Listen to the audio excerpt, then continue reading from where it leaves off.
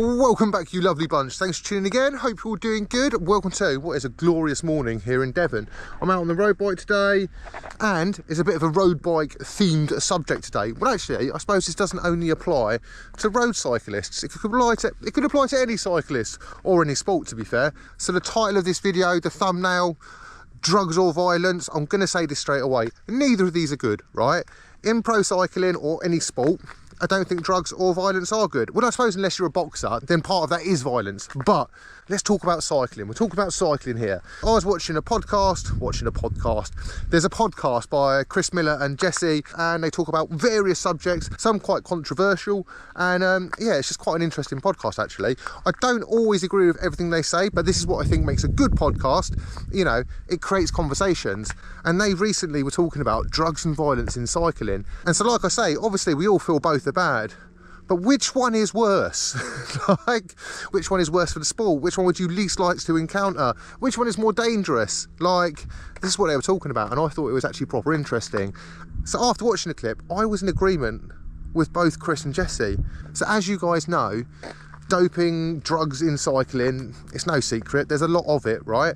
And then you get aggressive riders, violent riders. So I think on this podcast, they were particularly talking about a certain cycle team, Legion of Los Angeles, that have quite aggressive tactics. And there's a lot of noise on the internet about how they ride and that kind of riding. And I know it's not just those guys, but like in crit racing, in pro racing, people can be quite aggressive. Actually, at all levels of sport, people can be like overly aggressive when racing. So we're going to talk about violence or drugs. That's what we're going to chat about today. But right now, we need to go and enjoy some of this sunshine, and I'll give you my thoughts on the whole very complicated subject. Right, let's go.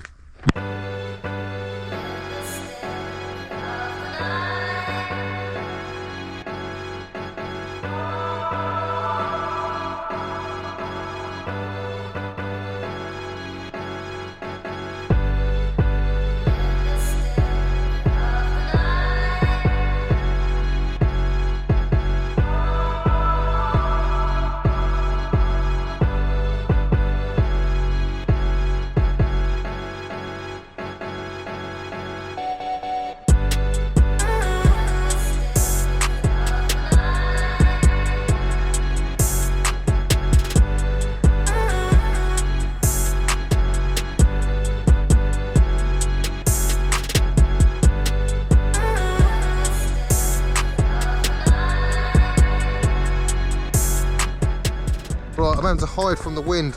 It's all lovely and beautiful, but it's far too bloody windy to talk to you guys. So after watching the podcast, I kind of got the impression that both Jesse and Chris were saying that they feel that aggressive cycling, violent like kind of moves in cycling, like dangerous moves on purpose basically in cycling, are worse than doping in cycling. That's what I feel. Doping's bad. We know doping's bad. Like, loads of people are doping in cycling. It's been like a part of cycling for ages, and there's no denying that it's a bad thing. But doping won't physically harm other people, whereas it might rob people of like their chances of winning races and all this stuff. It won't physically harm someone else. Like, it can cause harm to yourself, but like, it's not going to put anyone else in danger. Do you know what I mean? I mean, I might be wrong on this. This is just my personal thoughts. I've never raced in a pro peloton, so I can only tell you from an outside perspective, like what I feel. But I have raced loads of crits and aggressive cycling. People that just make stupid moves because they're like aggro, or they're like trying to dick swing, or some stupid reason they've just got too much testosterone, or they're just a bit weird. People do ride overly aggressive, and this can be dangerous. I think the whole conversation started because of, so it's alleged that Justin Williams from Legion rode someone purposefully basically into a barrier. There's a load of clips of like people kind of like edging people off in sprints. You see this in the pro peloton where people like deviate from their sprint line and they ride people towards the barriers to kind of close a gap. And there's like controlling your line, and there's like controlling the race, and then there's riding in a way that would be dangerous. So I guess the question arose from like that, like, you know, which would you rather be in a race full of? Would you rather be in a race full of people doping or a bunch of people riding overly aggressively? I personally would pick the guys that are doping. Like, you know, most of them are going to ride off away from me. They're going to be much stronger than me, and they'll be having their own battle up the road, and I'm not having to worry about, you know, like having a serious injury because someone is being a bit of an idiot, you know. I don't know, am I completely wrong? And obviously by saying that violent cycling is worse than like doping in cycling, I'm not saying that doping in cycling isn't an issue, it isn't bad. Like, it is really bad. A violent move in cycling can put someone in a wheelchair. Like, doping in cycling, you get all these characters like Pantini and Cipollini and I don't know, like everyone else has been like done for doping. Lance Armstrong, you know, Lance Armstrong's a good example of bad doping, right? Well, all doping's bad, but of like really bad doping. The way that he did it, right, in an era when everyone was doing it, he basically ended the careers of like people that accused him. He like, you know, went for journalists, for like other riders like this. He didn't just like do himself, like he had to screw everyone over. So that's why he's a good example of bad doping. Not that there's an example of good doping. Is there an example of good doping? It's a very weird subject, but that's the whole point of these podcasts, right? They get you thinking, and it's a nice change from the whole like rim brake versus disc brake debate, or are Chinese carbon bike parts any good, and all these sort of conversations, you know. I feel like it's a really interesting conversation, and obviously as someone that has raced a number of crits and has experienced this aggressive riding of people, and maybe there were people within those races that might have even been doping. I feel that aggressive riding is something that I'm always going to want to steer clear of. So I would say that if I had to pick one to get rid of completely from cycling out of violence or drugs, it's a very hard one, you know. Like, we've all seen it, we've all seen footage of, like, you know, the sprint in the Tour de France, or people like losing their cool a bit and trying to ride people off the road.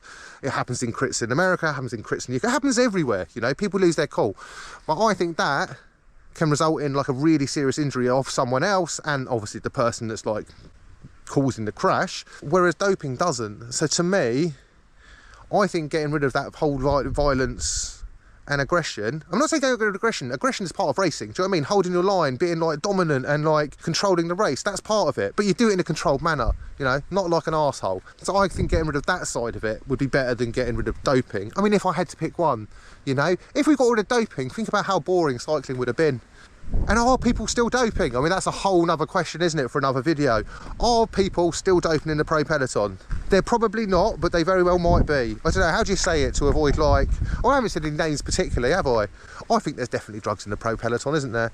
Bit of a controversial topic today. I'd like to have an honest chat with you guys. Maybe we can talk about rim brakes versus disc brakes next time. I mean, that'd be a bit of a short one because disc brakes are just better, right? I've got to zoom off, my parents are visiting, so I'm going to leave it here. Remember to like, comment and subscribe, and I'll catch you guys very soon. Bye.